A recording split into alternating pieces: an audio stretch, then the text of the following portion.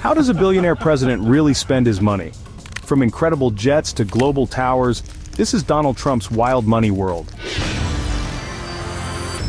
Right at the top of Trump Tower in New York City, 66 floors above Fifth Avenue, sits a place that looks more like a palace than a penthouse. Welcome to Donald Trump's personal 3-story residence, a golden kingdom in the sky. If you've ever wondered how a billionaire lives, this is it. This isn't just luxury, this is excess at its absolute peak.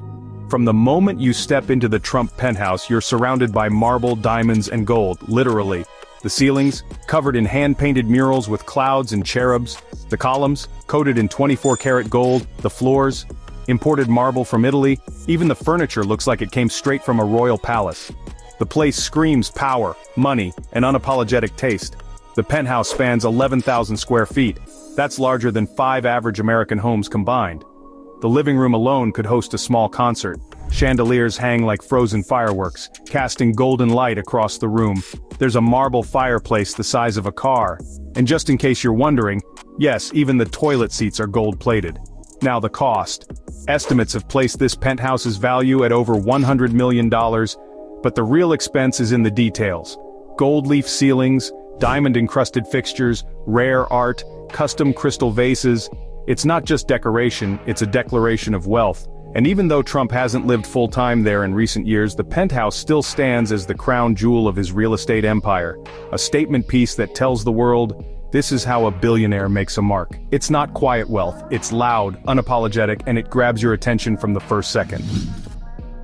Step outside the gold-plated penthouse, and you'll see something just as valuable. Trump's name etched across skylines from New York to Las Vegas. While most people buy a home, Donald Trump built a real estate empire that turns buildings into cash machines. And the core of it? That 5-letter name, Trump. It's not just branding, it's a full-blown business strategy worth billions. The Trump Organization owns or licenses dozens of properties around the globe, but some of the crown jewels are in the U.S. Trump Tower in Manhattan, Trump International Hotel in D.C., the towering Trump World Tower, and luxury properties in Chicago and Las Vegas. He's poured hundreds of millions into building, buying, and branding skyscrapers, resorts, and condos that scream luxury. A major part of the spending goes not just into construction, but into the finish. Custom Italian marble, private elevators, full-floor penthouses, and lobby chandeliers that cost more than most people's houses. The Chicago Tower alone cost nearly $850 million to develop, featuring a 1,389-foot-high view and hotel rooms starting at thousands per night. That's not counting maintenance, security, and upgrades, all part of keeping the illusion sharp. But here's the trick. Trump doesn't always own the buildings outright. He often licenses his name for tens of millions, turning it into a global money-making machine without having to buy the whole thing. It's one of the smartest and flashiest ways to spend and earn big at the same time. So, what's next when the skyline starts to feel crowded? You take the brand to the skies. Most billionaires fly private. Donald Trump flies like a showman. His personal Boeing 757 isn't just a jet, it's a floating monument to wealth, power, and branding. Bought for around $100 million, the aircraft became one of the most recognizable symbols of the Trump lifestyle, both before and after his time in the White House. From the outside, it's bold and unmistakable. Jet black with a red stripe, polished like a luxury car, and topped off with giant Trump lettering in shimmering gold across the fuselage. It doesn't land quietly, it announces itself. Inside, it's like flying through a luxury suite. Cream leather seats, hand-stitched, seatbelts plated in 24-karat gold. The faucets, also gold.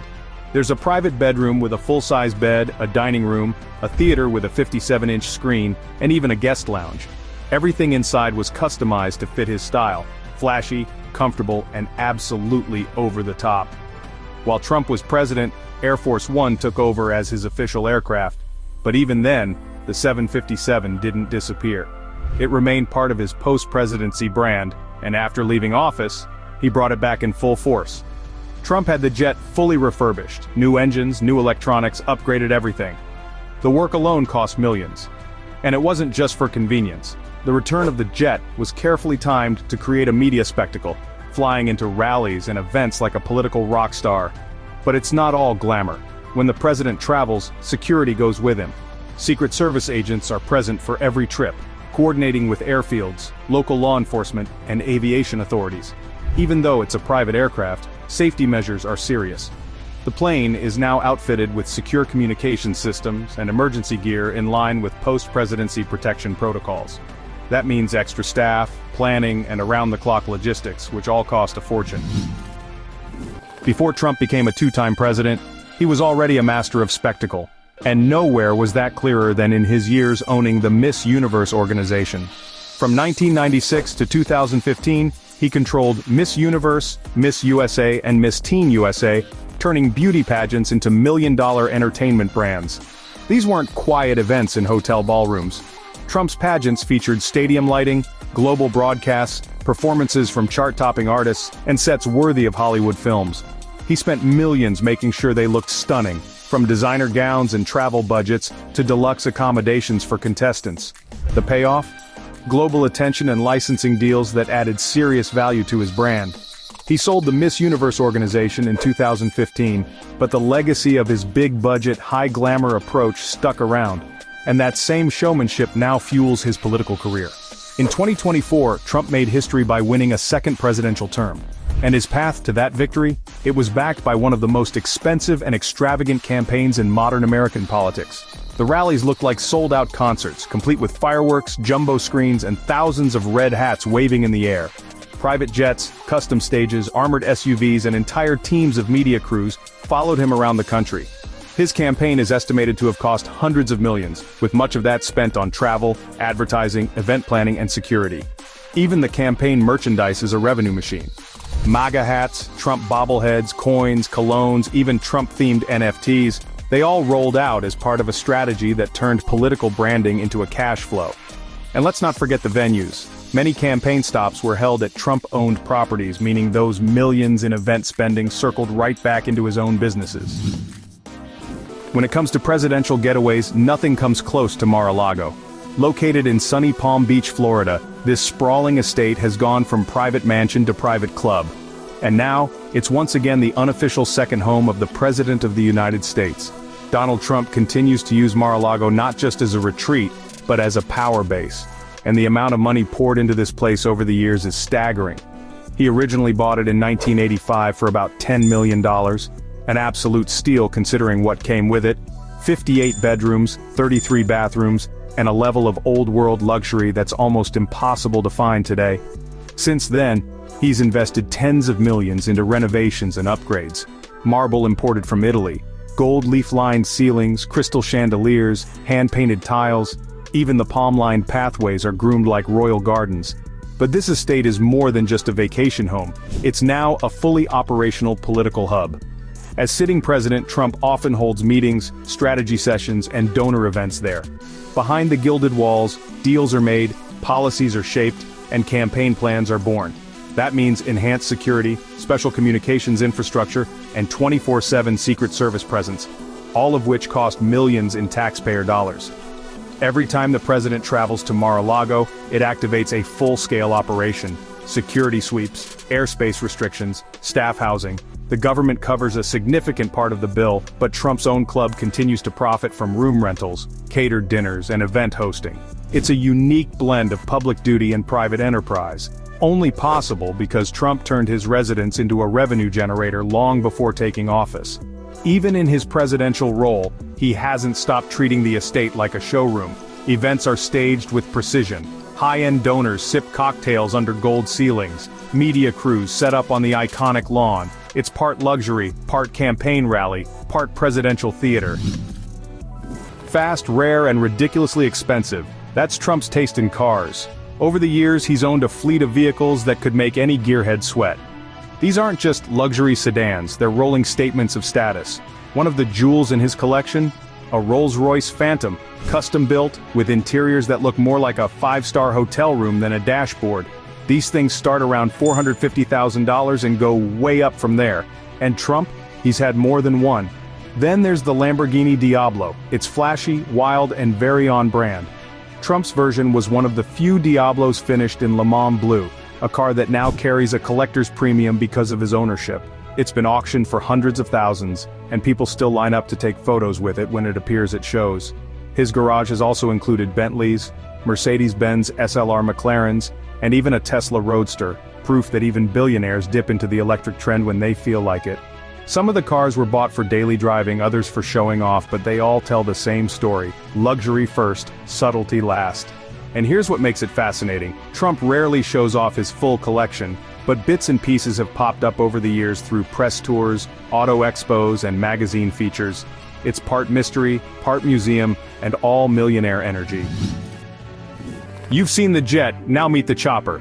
Trump's private helicopter, a custom Sikorsky S-76, isn't just for getting around New York. It's a flying boardroom, decked out like a luxury suite and fully upgraded to match his taste for bold, high-dollar aesthetics. This isn't some standard corporate ride. The interior features plush leather seats, suede walls, custom wood paneling, and of course gold-plated accents from the seatbelts to the trim. Even the floor has a Trump logo built into it. The outside is painted black and white with his name in giant gold lettering, impossible to miss whether you're on the tarmac or looking up from the street. The helicopter is used for short trips between Manhattan, airports, golf courses, and private properties. When he was campaigning before the 2024 election, he often used it for dramatic landings at rallies, landing right next to the crowd like a scene out of a blockbuster. And yes, it's back in regular use now. Keeping it flying isn't cheap. Between fuel, maintenance, insurance, and staffing, this sleek machine costs well into the six figures annually, just to stay air-ready. And since it's often used with security escorts and special landing approvals, every trip becomes a coordinated and expensive mission. The helicopter doubles as a mobile command center. During busy campaign days, it's where Trump would take calls, read briefings, and plan messaging. With custom soundproofing and secure communications added, it's literally a gold-trimmed office in the sky. Trump doesn't just play golf, he owns it, literally. Across the globe, from Scotland to Florida, his name is attached to over a dozen golf resorts, each one dripping in luxury and precision landscaping. And behind every hole, big money. Take Trump National Doral in Miami, one of his most iconic properties. He purchased it for $150 million, then poured another $250 million into renovations. The result? A world-class resort with 4 championship courses, a luxury hotel, and villas that feel like mini mansions. It hosts PGA-level events, elite weddings, and high-ticket fundraisers. Then there's Turnberry in Scotland, perched along the rugged coast and one of the most scenic courses in the world. Trump bought it in 2014 and completely overhauled it. He didn't just restore the greens, he rebuilt everything. The clubhouse, the hotel, even the lighthouse. It's now a 5-star resort that doubles as a political and branding symbol abroad. In total, Trump has spent hundreds of millions building and maintaining his golf empire. These aren't just for sport, they're real estate investments, hospitality businesses, and political stages. Throughout his presidency, he's hosted global leaders, donors, and campaign advisors on these courses. Every tee time is an opportunity for deals, discussion, or headlines. And it doesn't stop there. Even non-members bring in revenue. From $400 a night hotel rooms to $50 golf hats and $200 green fees, every detail is monetized. Each course is designed to impress. Immaculate landscaping, marble locker rooms, golden trophies, and luxury dining. Golf isn't just a hobby for Trump, it's a business model that doubles as a lifestyle. Trump doesn't just lead a political movement, he merchandises it. From red hats to gold coins, colognes, sneakers, NFTs, and action figures, the MAGA brand is a retail empire all on its own. The classic Red Make America Great Again cap is the symbol that started it all. It sells for around $30, and it's estimated that millions of them have been sold since 2015. That alone has brought in tens of millions of dollars. And it doesn't stop with hats. There are flags, tumblers, playing cards, campaign coins, watches, ties, and even Trump-branded cologne. Yes, that exists too. In the 2024 campaign, this machine was bigger than ever. Limited edition items were launched constantly. Signed posters, gold-embossed Bibles, digital collectibles, and branded shoes. Most of it was sold through official websites linked to the campaign, making it both a fundraising tool and a business. And here's the kicker. Many rallies and appearances doubled as live merch events. Booths would pop up with lines of supporters eager to buy the latest drop. It turned political support into a fashion statement and a collector's market. Some hats, signed or early edition, even go for thousands online. Even Trump Tower in New York and his other properties stock MAGA merchandise in gift shops, meaning tourists and supporters are spending money directly in his buildings. The integration is seamless. From slogans to souvenirs, every piece pushes the brand and profits. It's part marketing, part movement, and all money. The MAGA merch machine isn't just funding rallies, it's helping fuel an entire political empire.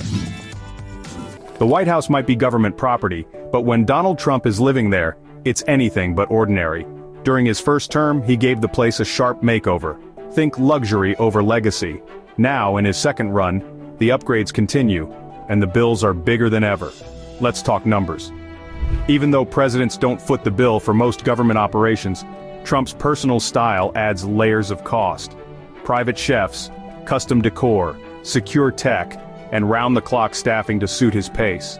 The Oval Office was restyled with deep golden drapes, a bold rug with patriotic motifs, and leather furnishings hand-picked for a modern yet grand vibe. The same approach has been applied to his living quarters. Comfort meets command center. Security is a non-stop operation. The Secret Service now protects not just Trump but also members of his family spread across multiple states. That means armored vehicles, hotel floors cleared in advance, and communication gear that rivals a military base. Every visit to Lago or Trump Tower becomes a full-scale operation with government planes, surveillance sweeps, and local law enforcement support.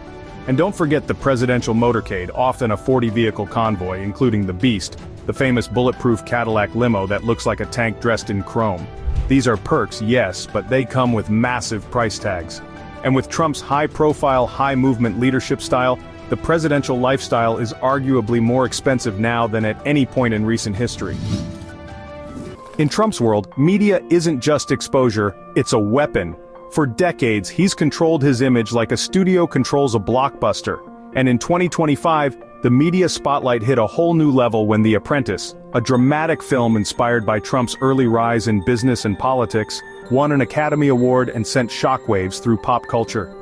The movie sparked headlines everywhere. It dove into the gritty behind-the-scenes deals, the high-stakes branding, and the larger-than-life persona Trump built long before entering the White House. Though not produced by Trump himself, the film reignited global fascination with his story. And he didn't waste a second capitalizing on the momentum.